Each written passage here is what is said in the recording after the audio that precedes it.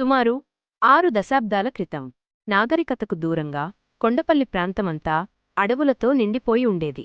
అడవితల్లే వాళ్లకు ఆధారం, ప్రకృతియే వాళ్ల ప్రాణం.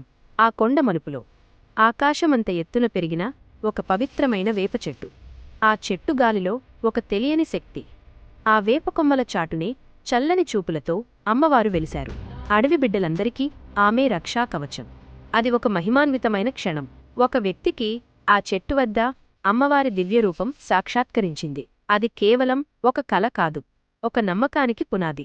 అప్పటినుండి ఆమె చిత్తం తెలియని అమ్మవారిగా గ్రామస్తుల గుండెల్లో కొలువుదీరారు. ఏళ్లు గడిచినా, కాలం మారినా అమ్మవారు ఆ చెట్టు నీడలోనే ఉండిపోయారు. కాని 2023లో విధి ఒక అడుగు వేసింది. రిటైర్డ్ ఉద్యోగి సత్యనారాయణ గారి మనసులో ఒక సంకల్పం కలిగింది. అది ఆయన ఆలోచన కాదు, అమ్మవారి పిలుపు. సొంత ధనాన్ని వెచ్చించి గ్రామస్తులందరినీ ఏకం చేసి ప్రతి ఇల్లు ఒక గుడి కావాలని, ప్రతి చెయ్యి ఒక రాయి వేయాలని భక్తి ప్రపత్తులతో ఒక అద్భుతమైన ఆలయాన్ని నిర్మించారు. ఆ వేప చెట్టు నీడే నేడు ఒక దివ్యక్షేత్రమైంది. ఈరోజు ఆ సత్తెమ్మ తల్లి వేలాది మంది భక్తుల కోర్కెలు తీర్చే కల్పవల్లి. గత 2 ఏళ్లుగా జరుగుతున్న వార్షికోత్సవం ఒక పండుగ కాదు, అది భక్తుల నమ్మకానికి నిదర్శనం.